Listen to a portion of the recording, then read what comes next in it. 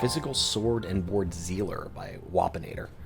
This is a classic, and ever since Iron Maiden got removed from Oblivion Knights in Chaos, the Zealer has been a favorite of melee lovers that love to be safe with a shield and help their allies with a high level of fanaticism. Before we start though, I really hate to do this, but if you like what you see, hit the sub button.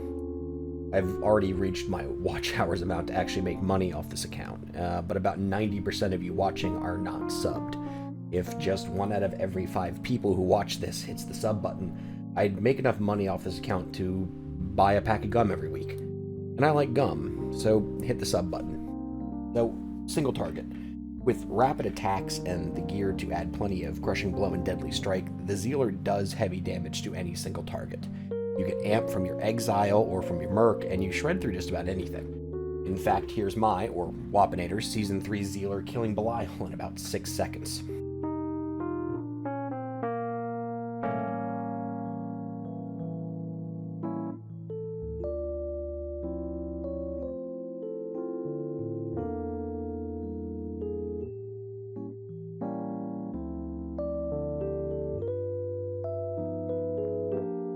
With all of this, the Zealer is an easy 9 out of 10 on single target, only losing out to similar classes with slightly higher damage that they get by swapping out survivability of a shield.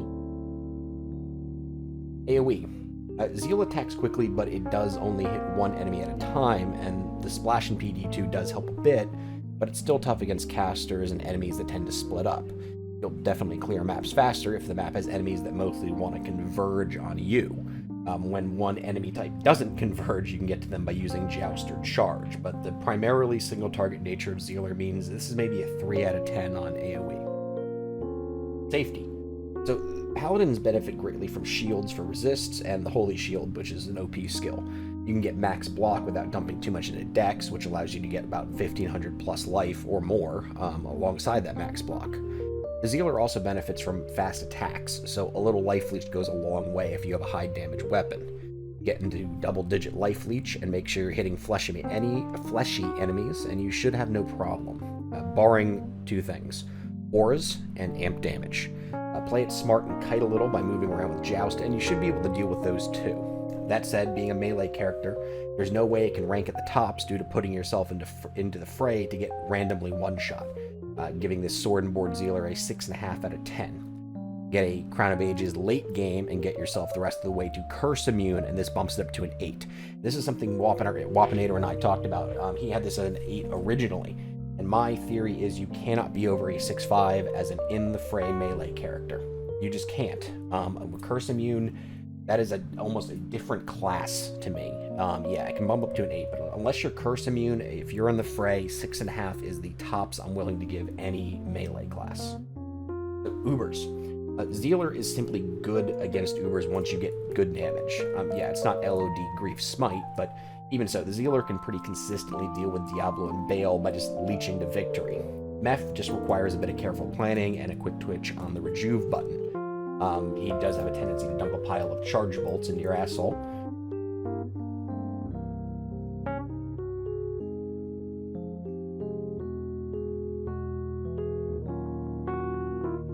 You also don't leech on Meph, which makes him tougher.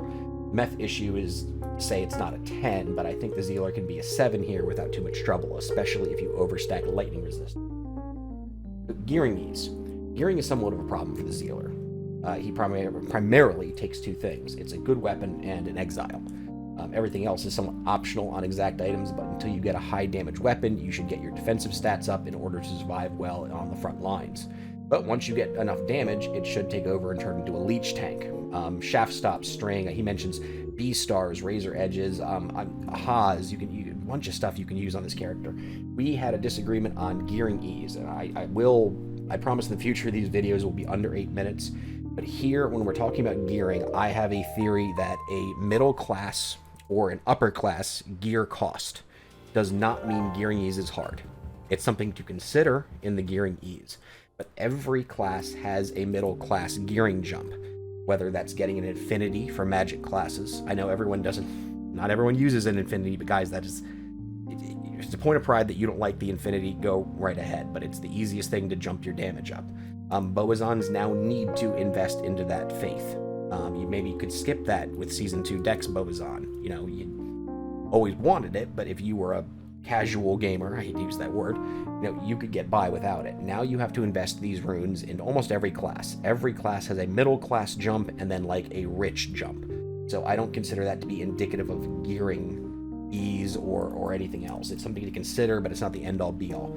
So we bumped this up to a 6 from originally a 4, 6 out of 10. So Playstyle Ease. The Zealer is pretty easy here. You have one buff to cast every handful of minutes in Holy Shield, but otherwise it's just you leave your fanaticism on right click, and you flip between Joust, Zeal, and Charge on the left click. Joust on an enemy, you Zeal him down and repeat. You use Charge to move when there are a few enemies around, or to follow a fleeing Oblivion Knight, Lord Desace. He does tend to run to the corners. You have to pay attention not to joust into a pack of like Mighted Moon Lords, but otherwise it's pretty simple. Keep an eye out for casters and joust them first. Kill them quickly and you'll keep moving in the pack and keep much safer. 8 out of 10 though on Playstyle Ease. So the ending goal here, or ending ranking here, is a 39.5 out of 60. So the Zealer sits at a 6.58 overall. One of the main points of PD2 is clearing maps insanely quickly, which means the low AoE hurts here, but he's a great addition to any group, especially before people are able to get beasts and faiths for their mercs. And mind you, we're not ranking how well something works in a group here. This is sort of why the Paladin, which is a very popular class, and it just doesn't score as well. I think people really overlook that you are very vulnerable to curses, and jumping into the fray hurts. You're not the most insane map clearer.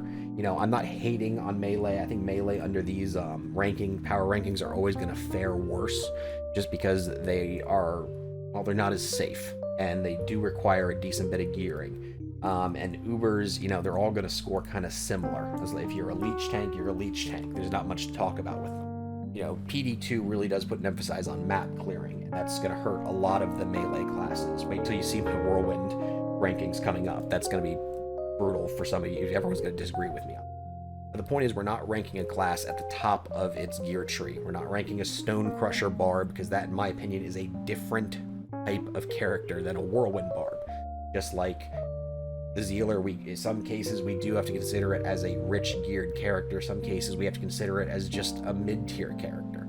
That's kind of the subjectivity of power rankings, and that's why I was glad Wapinator was able to come in and sort of explain why he thinks things are a certain way. Like I said, his gearing ease was originally like a 4 out of 10. He thought it was very hard. I think this is an easy class to gear because you have so many options to get you to the late game. You can use a B-Star to get well into tier 3 maps. Well into. You don't need the Death Cleaver or whatever it is to make this class work. So therefore, I think that affects the gearing ease like that. So I'm going to try to get Great King David to do Whirlwind. That's going to be interesting if he'll do that. Because we'll talk about Whirlwind without Stone Crushers and what that class really ranks as when you're not just GGing it out to insane levels. And that's what these power rankings are supposed to do. If you guys have ever seen like sport power rankings, it's not the best team in the league, it's the best flavor of the month team at that time, and why they might be better in the future. Team goes on a 3-game win streak, you might see them in the top 10 of a 32-team league, even though they're not the 10th best team. It's potential. Its power rankings are ironically supposed to be an objective number ranking and subjective at the same time. That's sort of why they're fun. So if you have any thoughts on this, this is one of the few times I'll say this. Leave something in the comments, we can talk about it. This is something I want community feedback on, what you guys view as a good single target, good AoE, and we'll start with those rankings going forward. And last thing, we did come up with some metrics for like gearing ease. We think the Summoner Druid is like the easiest class to gear. We think that's a 10 out of 10. So if it's harder than the Druid, it's got to be lower than that. We think the Nova Sork is one of the hardest classes to gear because of all the FCR requirements. That's probably going to be a 1 out of 10 on gearing ease. So things like that. I think Charge Paladin would probably be my lowest on AoE, things like that. So if you have a good example of a class that's a 10 out of 10 in an area, or a 1 out of 10, let me know below. All right, thanks, guys. Oh, and last thing, we are going to get a Google Drive up of our rankings, and I'm going to try to put it into a spreadsheet so you can sort of by what you want to find out of a class and the overall rankings. Just look at the comments or the description below, And you should find that on either this video or the next one.